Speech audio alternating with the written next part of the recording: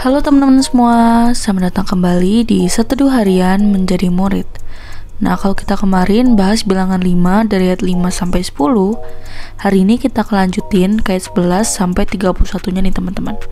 Kita akan membahas tentang hukum mengenai perkara cemburuan. Nah, seperti biasa aku akan bacain dulu bacaan firman Tuhan kita untuk hari ini ya teman-teman. Bilangan 5 ayat 11 sampai 31. Hukum mengenai perkara cemburuan.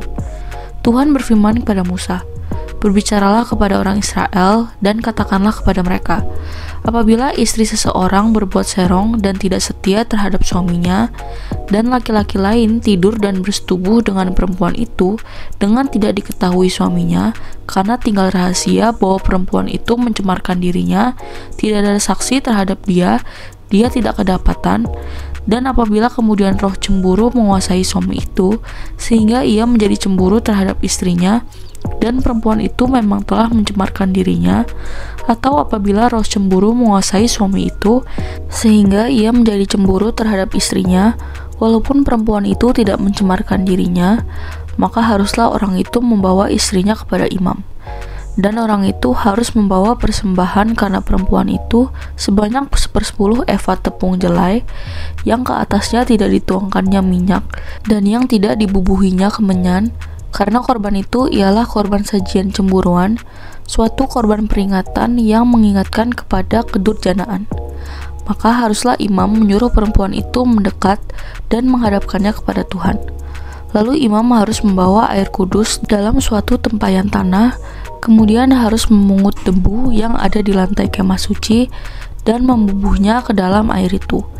Apabila imam sudah menghadapkan perempuan itu kepada Tuhan, haruslah ia menguraikan rambut perempuan itu, lalu meletakkan korban peringatan, yakni korban sajian cemburuan, ke atas telapak tangan perempuan itu, sedang di tangan imam haruslah ada air pahit yang mendatangkan kutuk.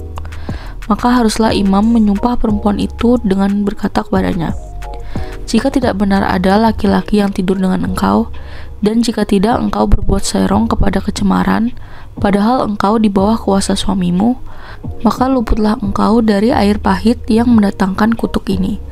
Tetapi jika engkau, padahal engkau di bawah kuasa suamimu, berbuat serong dan mencemarkan dirimu, oleh karena orang lain dari suamimu sendiri bersetubuh dengan engkau, dalam hal ini haruslah imam menyumpah perempuan itu dengan sumpah kutuk, dan haruslah imam berkata kepada perempuan itu, maka Tuhan kiranya membuat engkau menjadi sumpah kutuk di tengah-tengah bangsamu dengan mengempiskan pahamu dan menggembungkan perutmu. Sebab air yang mendatangkan kutuk ini akan masuk ke dalam tubuhmu untuk menggembungkan perutmu dan mengempiskan pahamu." Dan haruslah perempuan itu berkata, "Amin, amin." Lalu imam harus menuliskan kutuk itu pada sehelai kertas dan menghapusnya dengan air pahit itu, dan ia harus memberi perempuan itu minum air pahit yang mendatangkan kutuk itu, dan air itu akan masuk ke dalam badannya dan menyebabkan sakit yang pedih. Maka haruslah imam mengambil korban sajian cemburuan dari tangan perempuan itu, lalu mengunjukkannya ke hadapan Tuhan dan membawanya ke mezbah. Sudah itu haruslah imam mengambil segenggam dari korban sajian itu sebagai bagian ingat-ingatannya dan membakarnya di atas mezbah, kemudian memberi perempuan itu minum air itu. Setelah terjadi demikian, apabila perempuan itu memang mencemarkan dirinya dan berubah setia terhadap suaminya, air yang mendatangkan sumpah serapah itu akan masuk ke badannya dan menyebabkan sakit yang pedih, sehingga perutnya menggembung dan pahanya mengempis.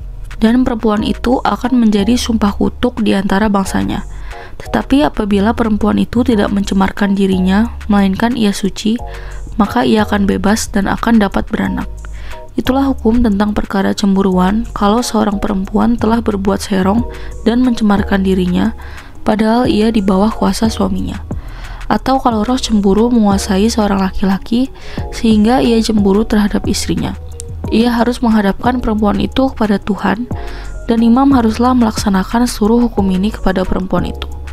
Laki-laki itu akan bebas daripada salah, tetapi perempuan itu haruslah menanggung akibat kesalahannya. Ya, jadi demikian teman-teman bacaan firman Tuhan kita untuk hari ini. Ayo sekarang kita langsung masuk ke satunya ya guys. Nah guys, kapan terakhir kali kamu ngerasa disalahpahami, dituduh melakukan sesuatu yang gak kamu lakukan? Rasanya nyesek gak sih? Kayak dihukum atas kesalahan yang bukan kamu pelakunya. Gak bisa ngebela diri, gak ada yang mau dengar penjelasanmu. Kamu cuma bisa diam dan berharap, Tuhan tolong aku. Hari ini kita ketemu dengan bagian Alkitab yang kelihatannya aneh, tentang air pahit dan istri yang dituduh selingkuh. Wait, jangan buru-buru ilfil. Di balik semua simbol dan ritual aneh itu, tersembunyi gambaran yang dalam tentang siapa Allah kita. Dia adalah Allah yang melihat segalanya, yang tidak membiarkan yang salah lolos, dan tidak membiarkan yang benar dihancurkan oleh fitnah.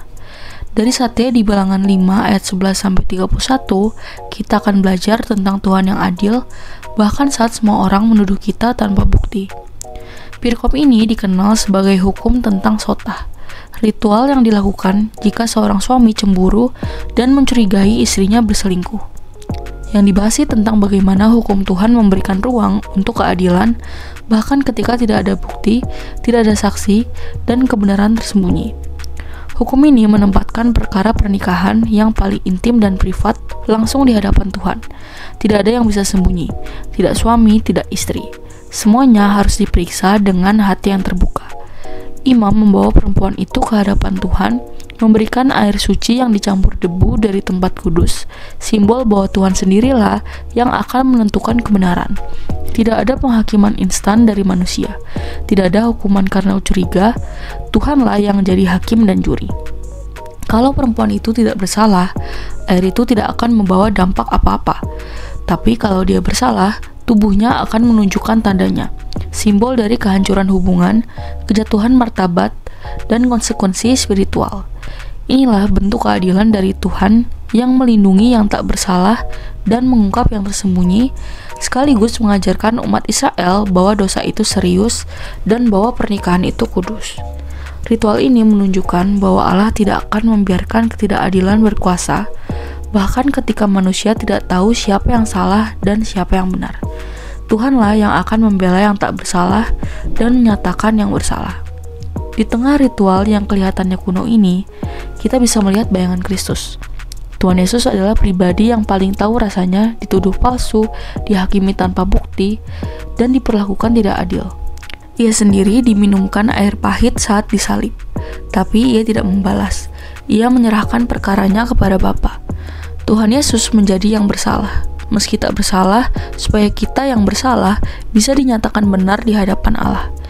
Ia adalah imam besar yang benar, yang tidak hanya menguji kita, tapi menggantikan kita. Kita tidak perlu lagi meminum air pahit, karena ia sudah meminumnya sampai habis di kayu salib.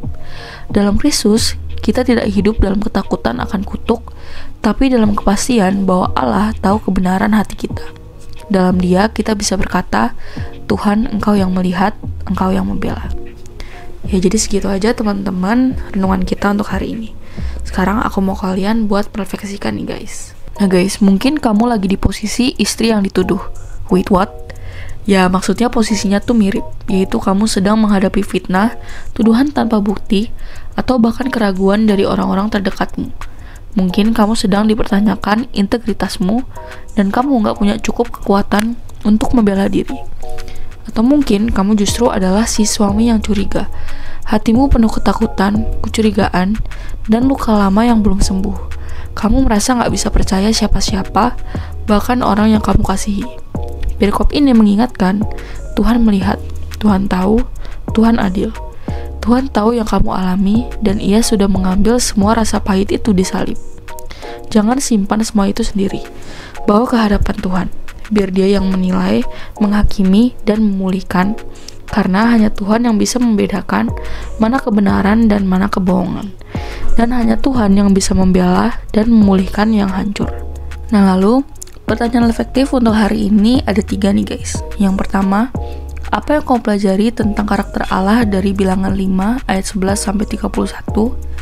Lalu yang kedua, dalam bagian mana dari hidupmu kamu merasa sedang diperlakukan tidak adil? Dan yang terakhir, apakah kamu bersedia menyerahkan perkara itu kepada Tuhan, Sang Hakim yang adil? Seperti biasa, teman-teman boleh jawab sendiri, atau kalau mau komen di bawah jawaban kalian juga boleh banget guys. Ya, jadi segitu aja studi kita untuk hari ini. Sekarang aku mau pimpin kalian dalam doa penutup ya teman-teman. Teman-teman, mari kita berdoa. Tuhan, Dikau adalah hakim yang adil. Dikau tahu yang tampak dan yang tersembunyi. Saat aku tidak bisa membela diriku, Dikau yang menjadi pembelaku. Saat aku takut, Dikau adalah perlindunganku. Tolong aku untuk percaya, menyerahkan perkara-perkara hidupku ke dalam tangan-Mu. Ajar aku untuk tidak menjadi pahit, tapi tetap berharap kepadamu. Dalam nama Tuhan Yesus, amin. Tetap semangat teman-teman, Tuhan Yesus menyertai kamu. Thank you for watching and see you in the next video. Bye-bye.